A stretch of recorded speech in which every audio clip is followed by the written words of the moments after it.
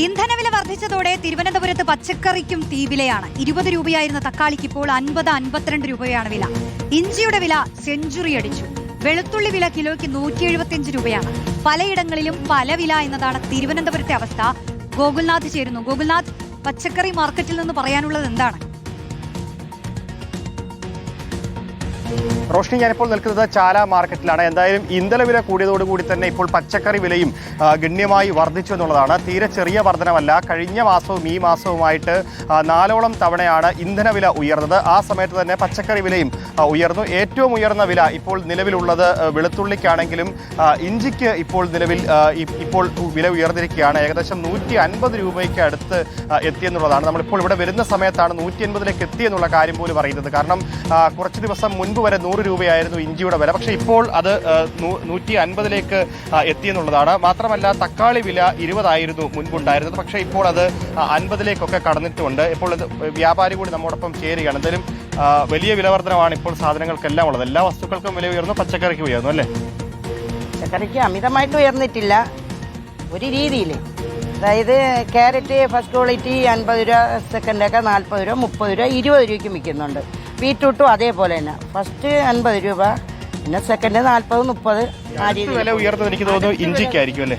ഇഞ്ചി പൊതുവെ വില കൂടുതലാണ്. 140, 150 1 കിലോ. അത് നല്ല ഇഞ്ചിയാണ്.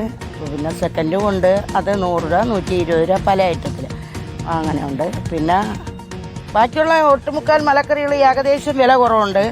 പിന്നെ തക്കാളി ശകലം ഒന്ന് വില കൂടുതലേക്ക് എത്തി. 20, 25, 30, ഇപ്പം 40, 50.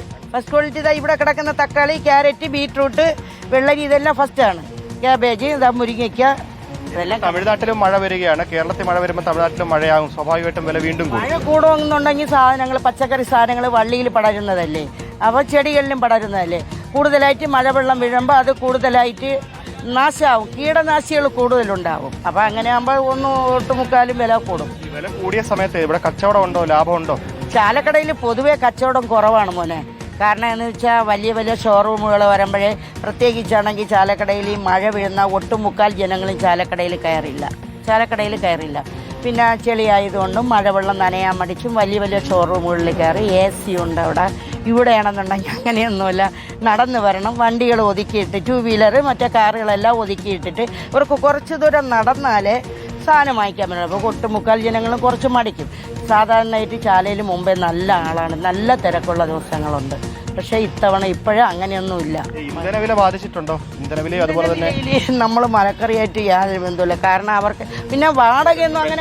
പെട്രോൾ വില എന്തായാലും ബാധിക്കുമല്ലോ. പെട്രോൾ വില ബാധിക്കും. പിന്നെ അതിന് ലാറി വാടക ശകലം ഒന്നും കൂടിയിരിക്കും. പക്ഷെ ഇപ്പോഴൊന്നും കൂടിയിട്ടില്ല.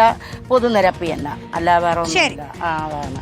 എന്തായാലും ഈ വിവരമാണ് അമ്മ പറഞ്ഞത്. എന്തായാലും പലയിടത്തും വില ഉയരുന്നുണ്ട്. അതിനനുസരിച്ച് പല കടകളിലും എല്ലാവരും പലയിടത്തും പല വില എന്നുള്ള കാര്യത്തിലേക്ക് തന്നെയാണ് കാര്യങ്ങൾ നീങ്ങുന്നത് എന്നുള്ളതാണ്. മാത്രമല്ല ഇന്ധനവില സ്വാഭാവികമായും തന്നെ ബാധിച്ചിട്ടുണ്ട്, സാരമായി തന്നെ ബാധിച്ചിട്ടുണ്ട്. പല നമുക്ക് പച്ചക്കറി വാങ്ങാൻ ഇറങ്ങുമ്പോൾ തന്നെ മനസ്സിലാകുന്ന ഒരു കാര്യമാണ്. 20 രൂപയുണ്ടായിരുന്ന തക്കാളിക്ക് ശകലം കൂടി 50-52 രൂപയായി എന്നാണ് ആ അമ്മ പറയുന്നത്. അവരെ സംബന്ധിച്ചും ഇത്രയധികം വില കൂടിയ ഒരു സാഹചര്യം അത് പറയുമ്പോൾ അവർക്കും പേടിയാണ്. കാരണം പച്ചക്കറി വാങ്ങാൻ ആളുകൾ വരണം. ആ പച്ചക്കറി വിറ്റുപോയില്ലെങ്കിൽ അവരെ സംബന്ധിച്ച്, ആ തൊഴിലാളികളെ സംബന്ധിച്ച് അത് വലിയ പ്രതിസന്ധിയാണ്. ഗോകുൽനാഥാണ് തൊഴിലാളികളോട് സംസാരിച്ചത്.